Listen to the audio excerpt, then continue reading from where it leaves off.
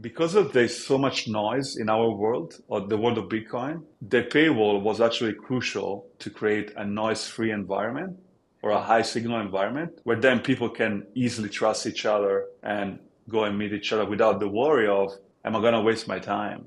Am I going to drive an hour to meet somebody that's not even in Bitcoin? Which in my mind would be the worst possible experience I could have created.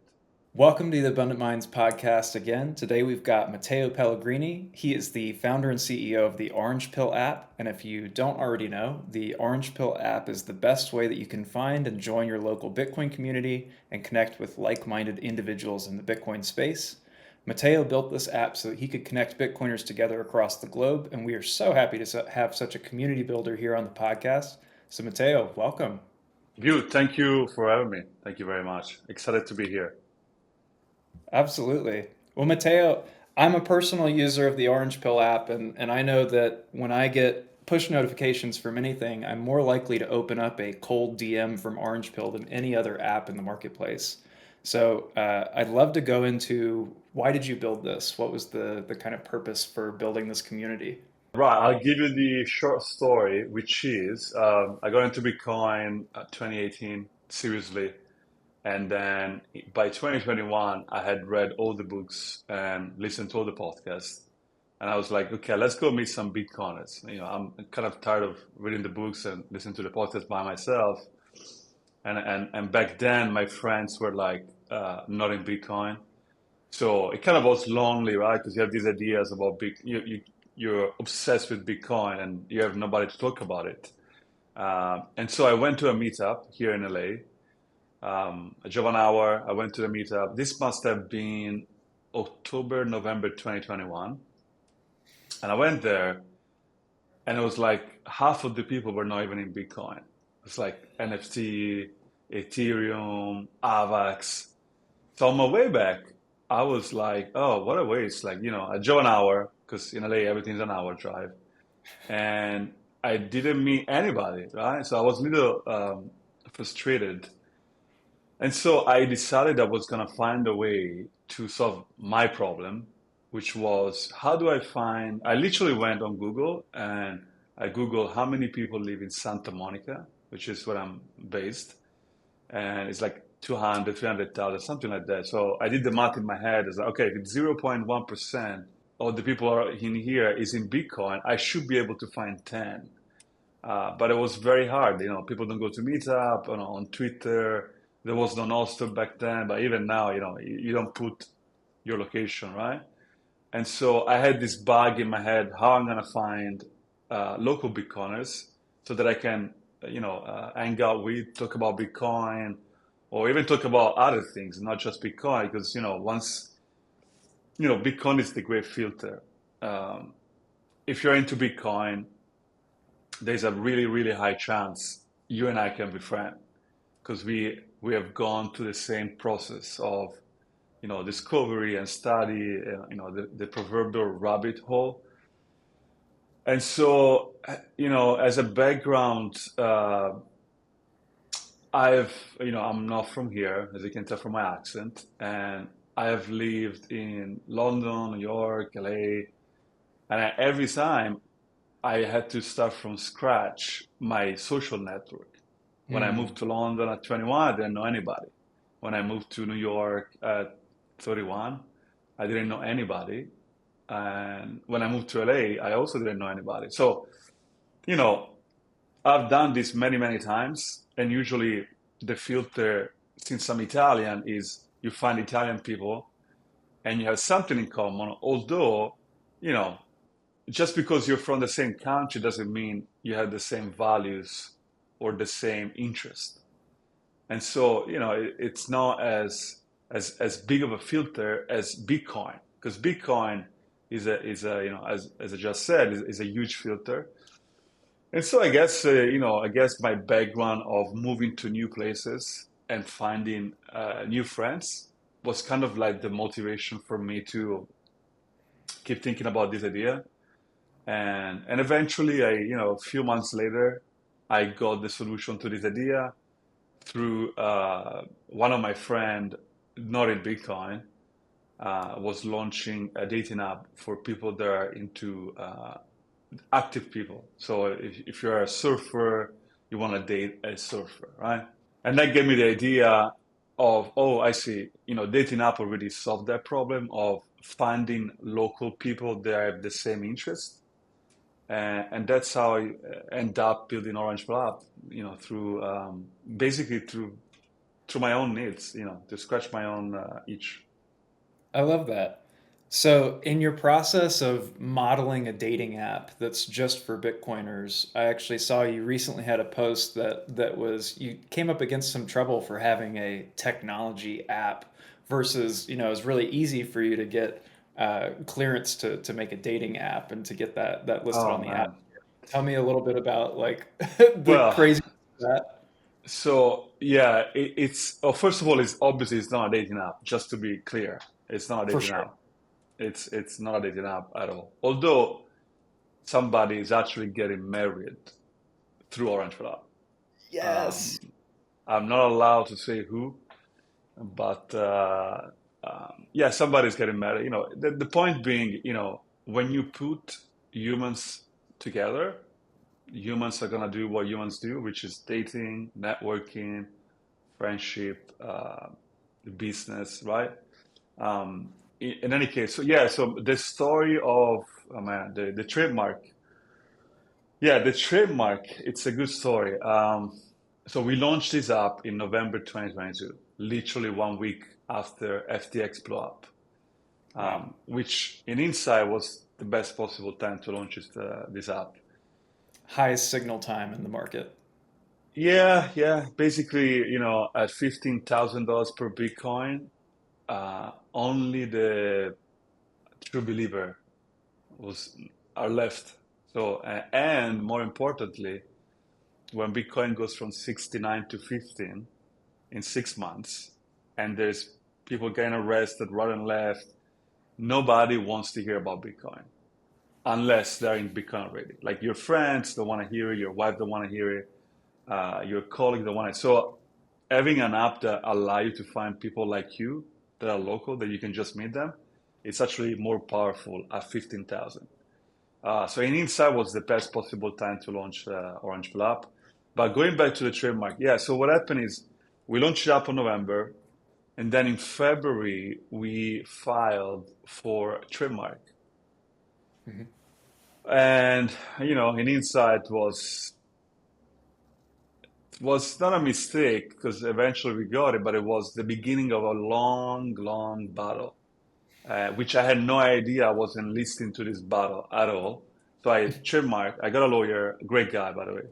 Um, I got a lawyer in Bitcoin to have him with the trademark. We filed in February. So we are like 3 months old, 4 months old. In August, so a few months later, I got a notice from Apple and Google that somebody had filed a complaint about Orange Blab. And they should delist the app from the App Store, which would be the end, which would be like a death blow to, obviously, it's an app, right? And that somebody is a multi-billion dollar multinational company called Orange. And they didn't like that we filed for a trademark and we were using the word orange in Orange Pill app.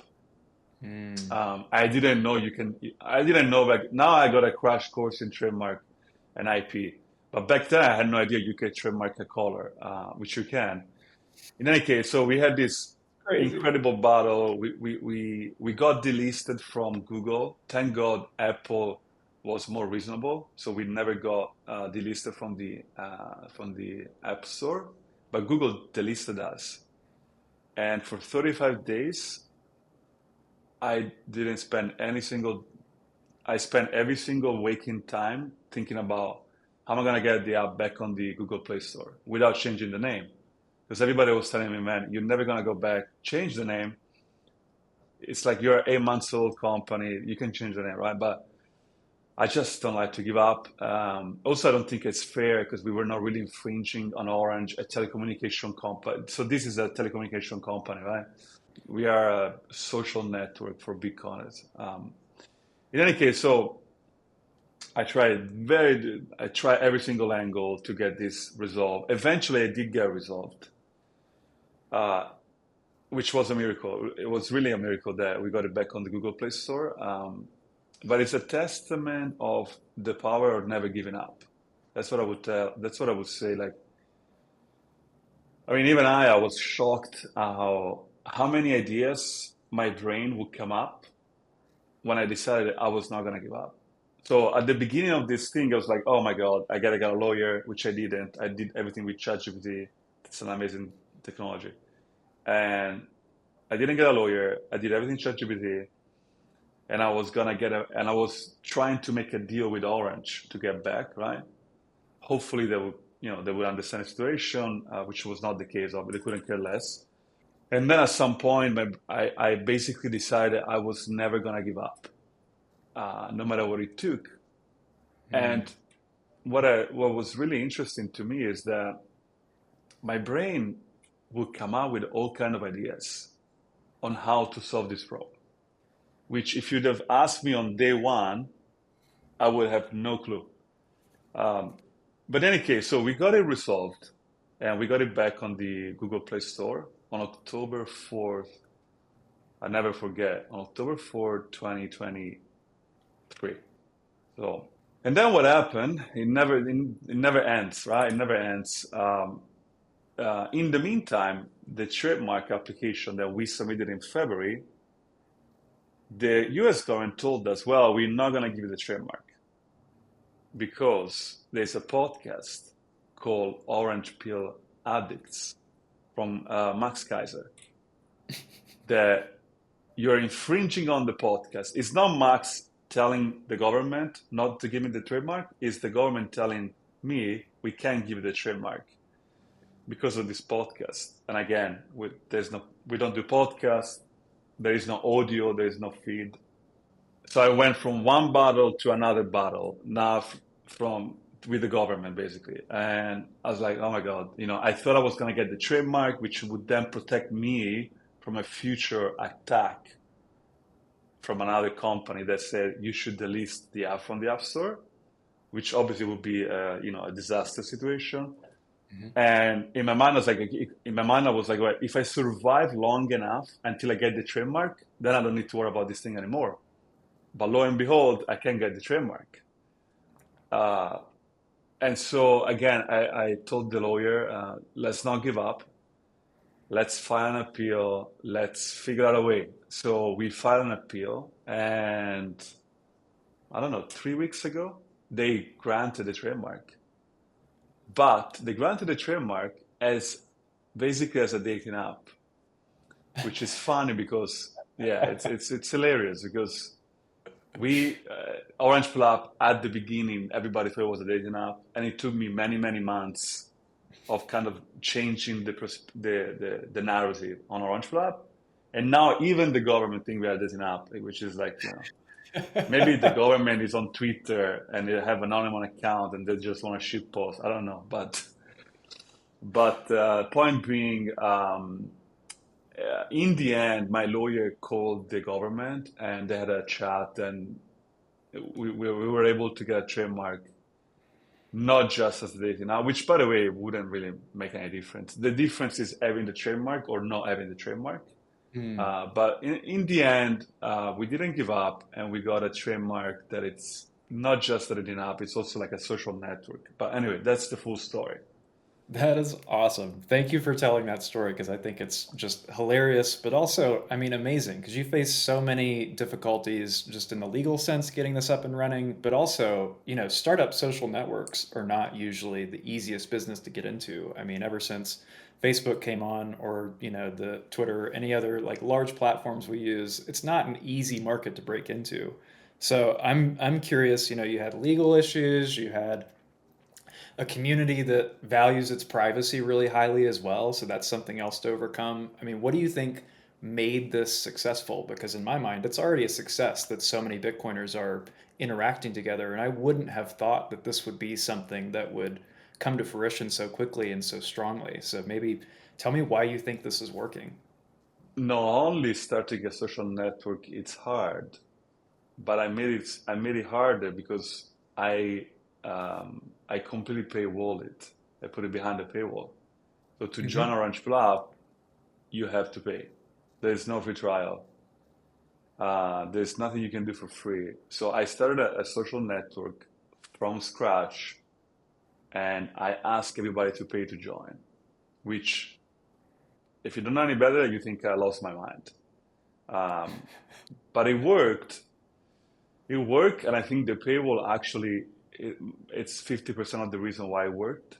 Hmm. Um, which again, it sounds crazy, right? If you think about it, like it sounds ridiculous what I'm saying, but so when I come out with the idea of okay, geolocated social network, right? By the way, it's not a social media because there is no content, there's no feed. We don't have a feed. Hmm. It's all about finding local Bitcoiners, right? So there's only profiles that you can see, and you can see the approximate distance, and then you can chat, and then you can meet them. I was trying to avoid the meetup experience that I had of going to a meetup and half of the people are not in Bitcoin. And in my head, I was like, I knew that if I build this product and then two people meet, they go out, and then one of them is in Bitcoin and one of them is not in Bitcoin, it would not be a good experience. Hmm. And and then it would kill the network in its infancy. So I always knew that the way to grow this thing is to create great experiences that might be basically I decided I was going to go after quality instead of quantity. And my assumption was if you get quality, you're going to end up with the quantity. However, if you start chasing quantity, you're probably not going to end up with quality, which is going to reduce the quantity, which is going to kill the whole thing. And so I put a paywall, Hmm. and my thinking was like, if you really care about meeting Bitcoiners in real life, $3 is not going to stop you. Hmm. You either don't care, and that's fine, then you go to the meetup or just be on Twitter or Nostr. And so the paywall was the filter that allowed the network to start with only people that really wanted to meet Bitcoiners, which then created a lot of stories. Um, and those stories and those experience is what fueled the growth of the network. So it's kind of like a private club. Uh, it's kind of like a private club model. You pay to get in, and once you get in, you know that everybody has also paid, and there is a level of understanding. There's a belonging that comes out of that makes the connection way stronger, and and that's why the network grew as fast as it did. We have 11,000 members now. We just passed 1 million messages sent, and yeah, I mean it's growing really fast. So the other piece I think is Bitcoiners understand um, the problem with the noise. I don't Yeah. think if you look at every sector of the economy or every group of people, um, like if you and I we say, "Hey, View, let's go play tennis," right? You would never think somebody would show up and wanting to play basketball. If I say, "Let's play tennis," we both know what tennis is. But if I say, "Hey, I'm in Bitcoin," a lot of people would not know what I'm talking about. And you might get people that are 5% in Bitcoin and 95% in shitcoin, which would not happen in any other field. Like if I say I love movies, yeah, we both know we're gonna watch a movie, um, and so because of there's so much noise in our world or the world of Bitcoin, the paywall was actually crucial to create a noise-free environment or a Yeah. high signal environment where then people can easily trust each other and go and meet each other without the worry of, am I going to waste my time? Am I going to drive an hour to meet somebody that's not even in Bitcoin? Which in my mind would be the worst possible experience I could have created.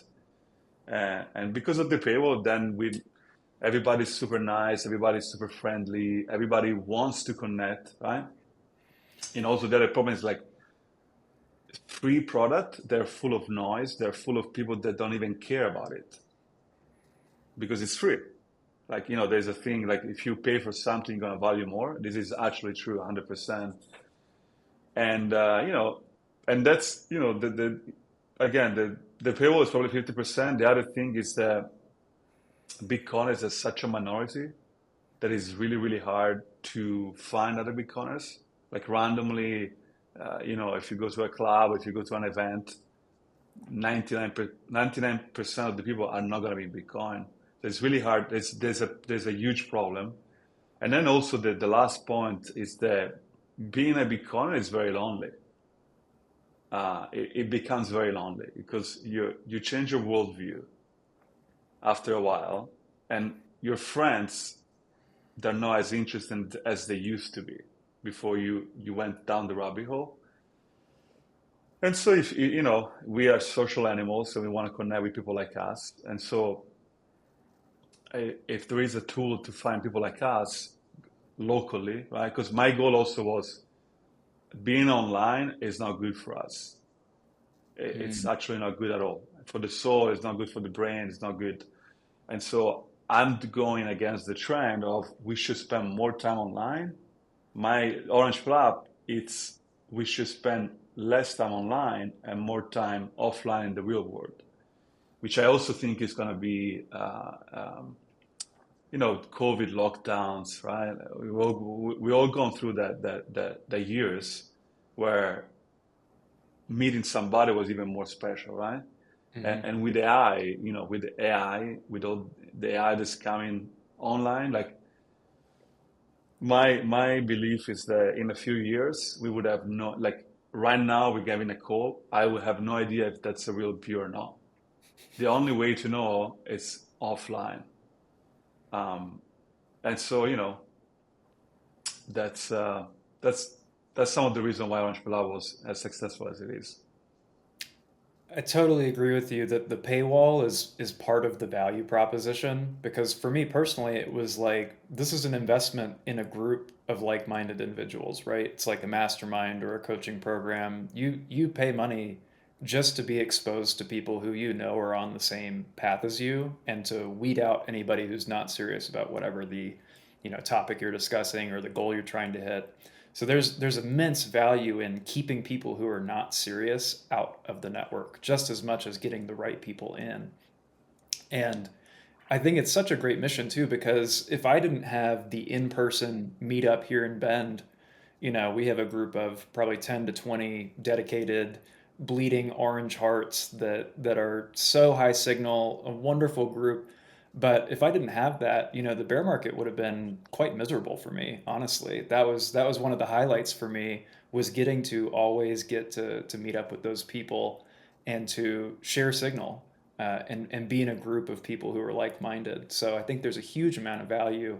And I just think it's really impressive that you're able to get that much signal into one app. And I'm curious, what do you think? Like one thing that I thought would be an issue, or that people would kind of back away from this for, is the privacy concern. Not all Bitcoiners want people to know who they are, or where they are, or anything like that. So, how did you get around the privacy concerns from a community like Bitcoiners?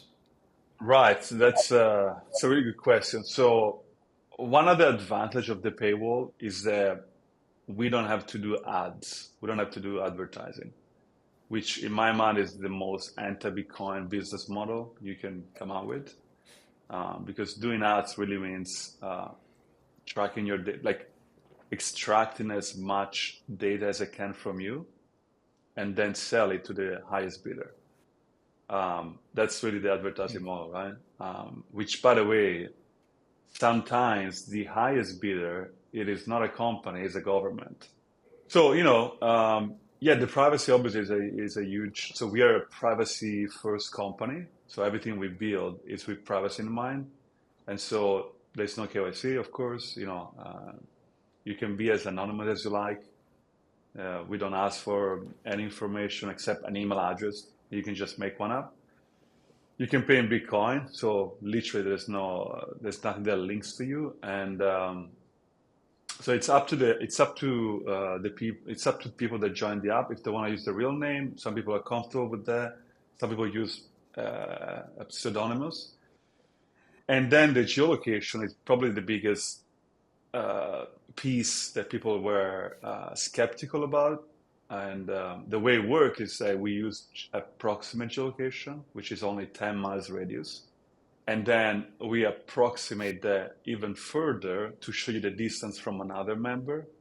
So when you go on the app and you see 5 miles, it's 5, 10, 15, 20, 25, right? It's all it doesn't really mean five. It's probably 7 or 12 or 15. Because at the end of the day, like we don't deliver pizza.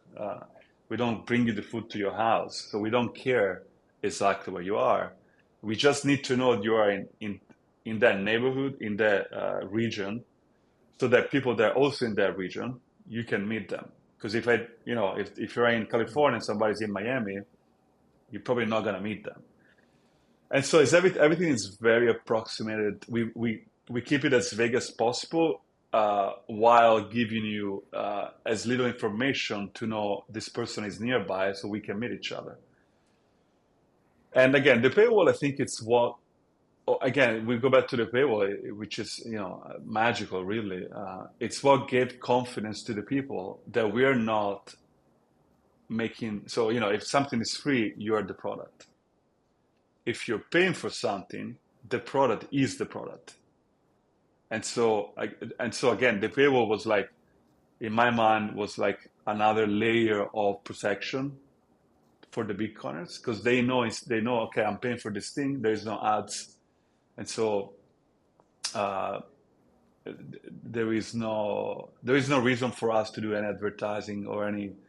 Uh, in fact, at the beginning, people would complain because the location was so approximated that people would get on a plane, would go in a different country, and then if they didn't restart the app, we would still show them people that in the previous country, and people would get upset, understandably. So now we can just refresh to pull your location again. But yeah, some people tell me, it's privacy concern. And again, the best thing is that you can be as anonymous as you like, and then you only reveal what you want to reveal to the other person. I caught most of what you were saying, but we did break up for a second. Um, Great on the privacy concern, addressing that. And one thing I was curious was when you started this out, was there anybody that you particularly wanted to meet, or that you thought, man, I really hope I get this person on the Orange Pill app?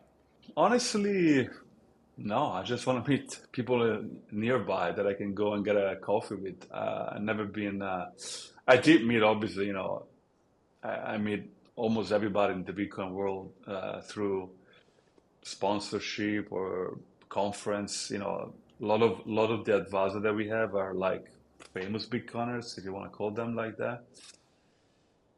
I end up a solo house in Miami. It's great, but again, it's all about networking. They say your network is your net worth. In Bitcoin is even more Yes. true than in the fiat world because Bitcoin is also an asset that we all think is going to go up a lot.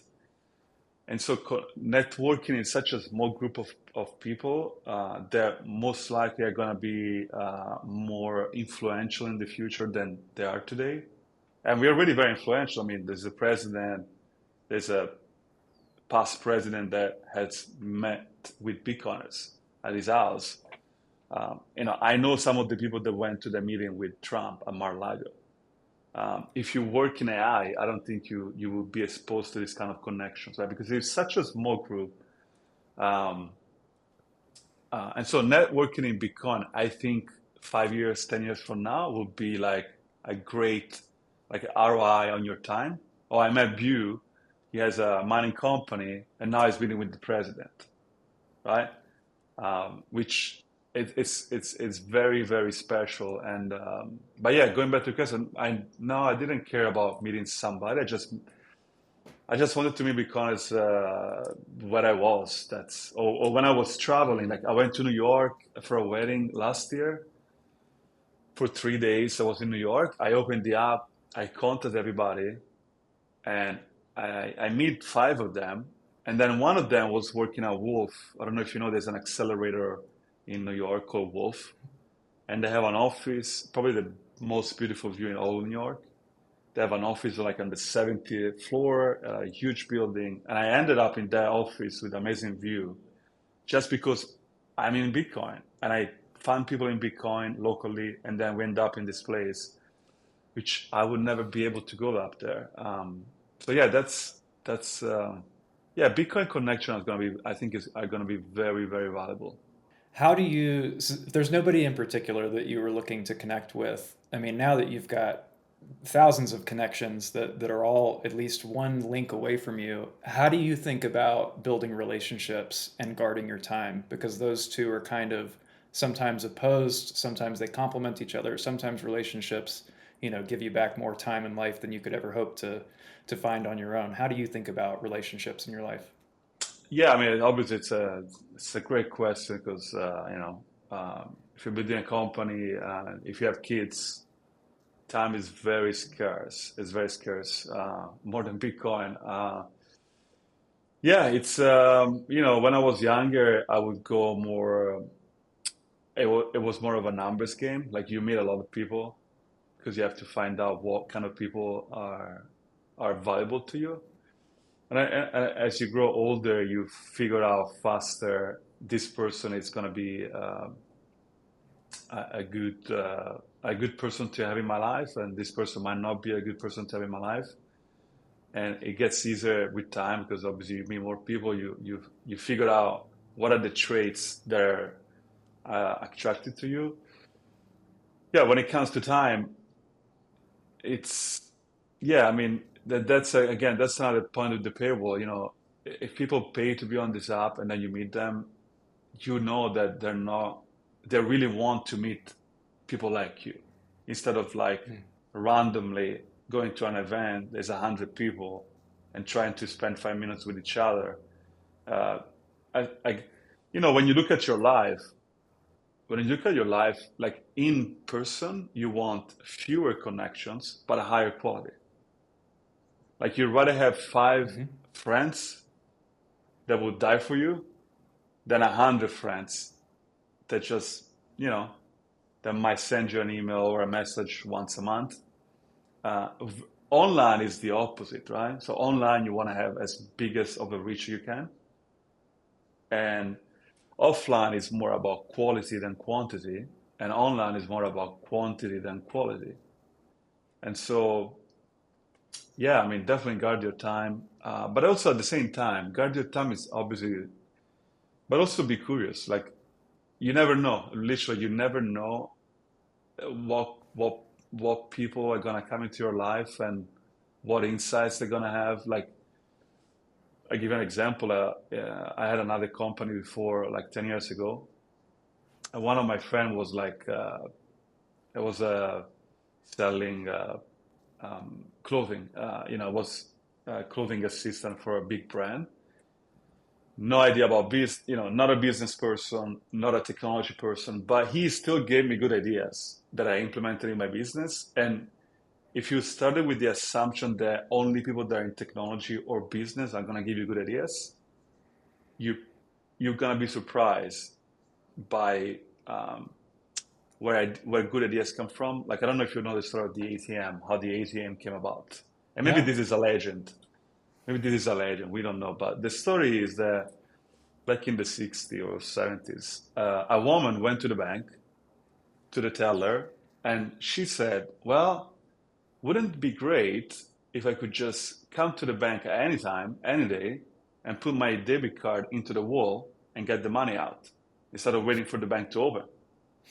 And somebody heard that thing and they built the ATM. So the point being, good ideas can come from anywhere.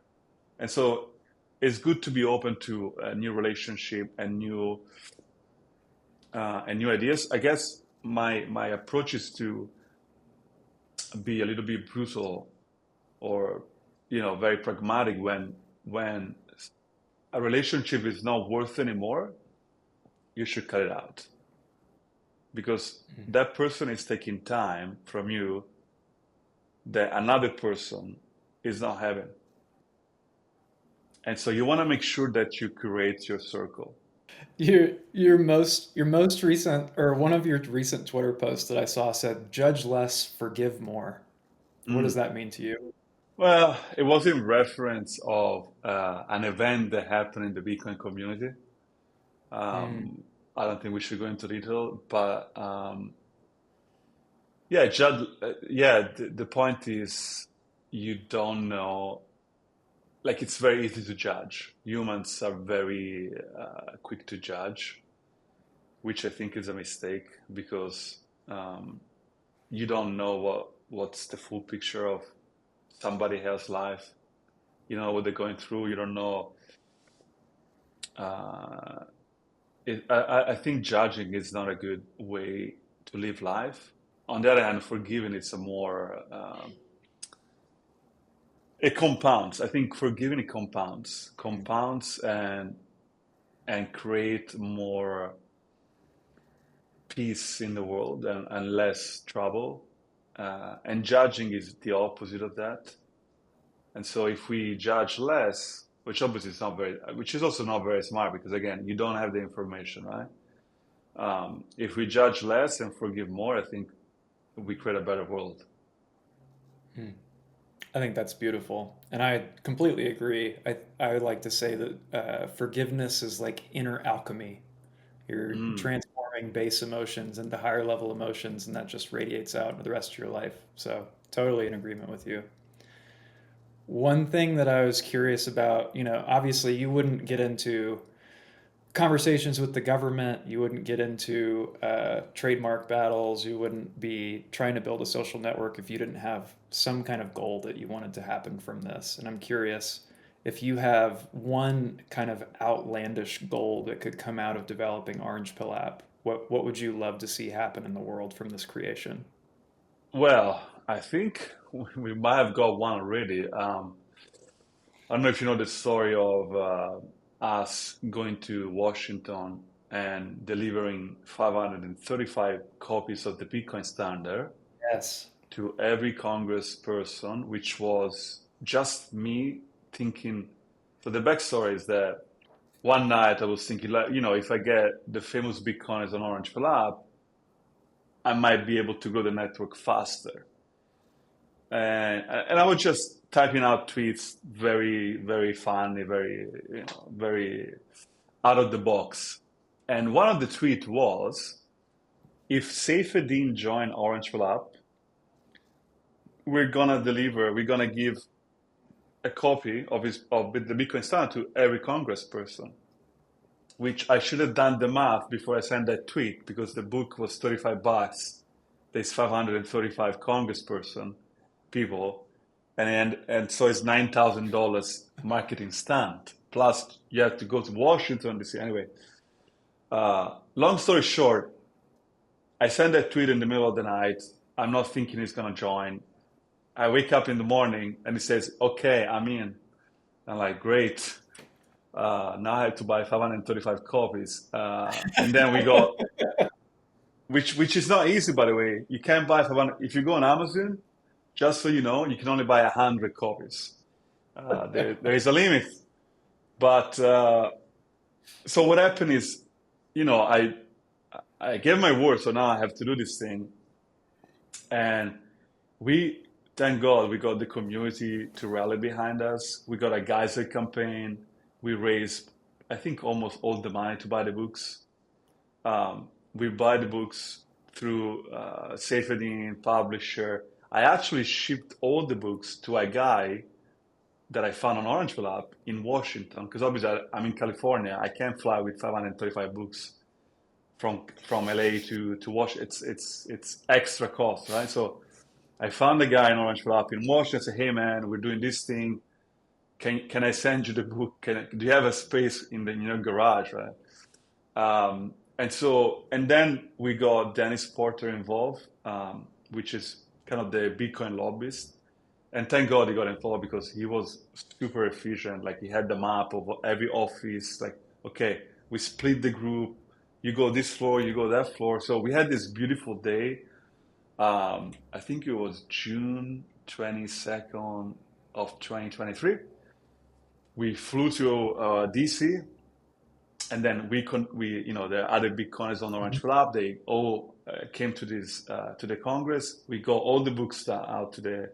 Mostly it was staffers because you won't find the senator in the office most of the time, but we actually got five or six. But long story short, 2 weeks ago, or maybe 1 week ago, um, one of the senator called Massey, Tommy. Senator Massey, Thomas Massey, I think it's called. He proposed a bill to abolish the Fed, and he cited having read the book, The Bitcoin Standard, as the reason. And so people were telling us, "Oh, you guys wasting your time. They won't even read it." But at the end of the day, you just need one. You just need one. And so now the Fed might get abolished because of I wanted to get more people on Orange Flap. So talk about like the butterfly effect, like the butterfly flap the wings in the forest, and you have a hurricane on the other side of the world. That's kind of the same. And so it would be crazy if that was the case, but the point being, like, you never know what. So ideas are very powerful. Ideas are the most powerful weapon that we have, or maybe not weapon. Ideas are the more powerful systems. And sometimes small ideas can become huge ideas and change the world. Completely agree. I think when you bend your mind to a purpose that resonates with you, that unbelievable things can happen around you to support something like that. And I mean, I'm just struck by how amazing some of the things that you've been able to accomplish are. And like you said, it's little things that you do with a lot of passion that go to the right people that have a long-standing effect that, may ripple out for a long time. Um, was there anybody in your early life, or was there kind of a moment in your journey to make Bitcoin not only part of your life, but, major part of your career, if not the career for you? What do you think was a turning point for you in getting so deeply involved into this and giving your energy, your passion, your life force to making a change in this space and making a change in the world? Oh, my Bitcoin story, it's I think very common. I heard it first time, must have been 2012, maybe 2011. The price was $5. That's what I remember. The price was $5, and obviously I thought it was a scam. But in my defense, there was not a lot of education back then that would have convinced me it wasn't a scam. But in any case, then in 2017, I read the Naval Ravikant, which is a billionaire philosopher technologies, which I've known for a long time because I've been involved in technology companies pretty much since I was 19. So and he wrote that tweet about, he didn't even mention Bitcoin, it was about blockchains, how blockchains are gonna change everything. And at that point, I still felt that Bitcoin was a scam, and then I remember like, oh, what is this guy promoting a scam? That doesn't make any sense. I know he's a good guy, as far as I can tell. And then I remember distinctly saying to myself, next tomorrow morning, you gotta find out what is Bitcoin. That's the goal. And so now I guess the person that kind of kicked me down the rabbit hole was Naval Ravikant. Although then I kind of diverge and I go into all kind of shit coins and all kind of stuff. But then eventually, Seyfedin, when he released the book, the Bitcoin Standard in summer of 2018, I studied economics in school. So I thought, oh, this guy's an economist. Maybe I should look into what he has to say. And then, so I guess Seyfedin was really the person that kind of changed my perception of Bitcoin from being just a technology. which is what I thought it was, to being way more than just a technology. So I Mhm. everything gets a lot of credit. But it took, I mean, I think you're similar to most people and you're similar to me in the sense that it took repeated exposure, even though you encountered it through somebody who you respected and who you already, aligned with their beliefs along technology. It took years and multiple exposures before you realized, oh, this is something that not only is a good investment, but this is something that I need to spend, tons of time and life energy on furthering not only in my own life, but you bent yourself and the wills of other people to get other people in the world aligned on this mission to connect over something like Bitcoin. It's not a overnight transformation. It took years of you thinking about this, right? Oh yeah, without a doubt. Yeah, it's funny because I remember very clearly. I got the book, The Bitcoin Standard, and I read it, and I started to understand Bitcoin was just modern technology. And then I followed Sefidin on Twitter, and I remember he would say Bitcoin fixes this almost to everything, and I'm like, come on, guys, you're you're in sales. There is a thing called talking past the sale. Like you really convinced me. Now you're like way over the top. And I was very skeptical of the idea that Bitcoin fixes a lot of things that are not money related, they're not technology related, like Mm-hmm. society related, and then eventually, once you keep studying and studying and studying, you come up, you realize that Bitcoin it's actually an idea or a set of ideas or a set of rules. So, like Knut says, it is a set of rules that we can all agree upon. And if we do, we all benefit from agreeing to these set of rules. It's kind of like Christianity or Islam or religions, right? If you adhere to these ideas and you embrace them in your life, you are going to have a better life, which is why religion has spread all over the world and the most powerful ideas. And so the point of Bitcoin really is that money printing is probably the biggest issue we have as society.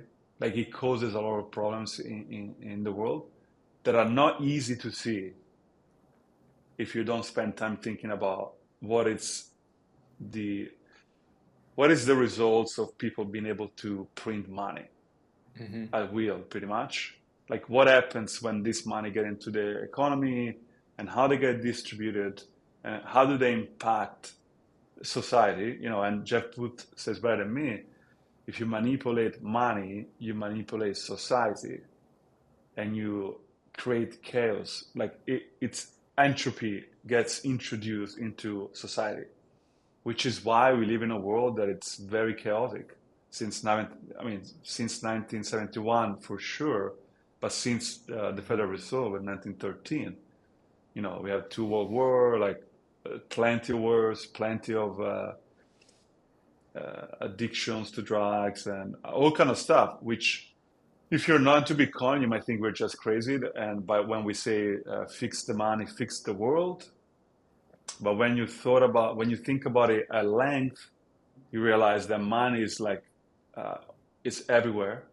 Any like we work for money. We wake up in the morning, we do a job that we might not like because we need money to then buy stuff or secure ourselves. So manipulating the money, it creates a lot of problems. And if you can fix that, you fix the source of the problem, which is much better than fixing the effects of the problem. Like people are kind of like children. Like they have a problem, and instead of looking at the source of the problem, they just look at the effect of the problem, and they want to fix the effect. Like for example, like climate change. I would say like the climate activists should love Bitcoin Mm-hmm. because climate change, whatever you believe about it, pollution is caused in large part by inflation. Like Mm-hmm. inflation, in my view, is the biggest driver of pollution.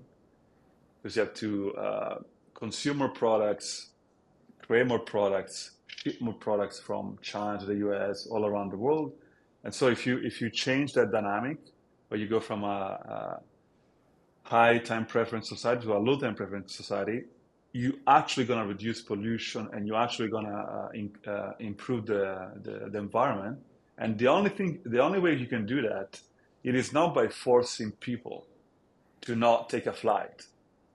That's never going to work because Hmm. people are humans are, they have infinite desires and we are selfish, right? The way to achieve that is by changing the incentive structure that then cause people to want to fly less because they want to spend more time with their kids because they actually build the family because they have savings. You see, if you don't have savings and if you're just chasing the next paycheck, you might want to go to Disneyland without kids because you want to have a good time because you're suffering in your life and you might want to spend more money to fix your inner problem, which creates consumerism. And so if you fix the source of that problem, then you kind of don't have like the ripple effects of lowering the time preference of society will go towards fixing a lot of stuff, including climate change and the breaking up of families. Like why divorce rate skyrocket after the 70s? There's a website, WTF happened in 1971. I'm sure you know about that website. Uh, but it's a very straightforward line to draw from. Oh, people have to work more because their money they get is it's losing value. So now they're gonna spend less time with their family, which is gonna destroy families, right? And now we live in a society where Hmm. I don't know half of the marriage ends up in divorce, which is obviously not conducive to families. And now people that are raised with a single parent, they're more prone to commit crime, they're more prone to get addicted. Again, these are all second and third order effects that, in my view, stem from the fact that the money is manipulated and the government steals from us without with it's very different. Somebody comes to your face and put a gun to your head, you know it's stealing from you. And you might fight back, you might run away, you're very aware somebody's trying to steal from you. But when the dollars in your pocket, they lose value every day, every month, every year, but you still have the same amount of dollars, you still have $10 in your pocket, it's very difficult to understand, oh, the government's printing money and it's stealing from me, and now I have all this problem in my life. And so Bitcoin is the solution to that problem.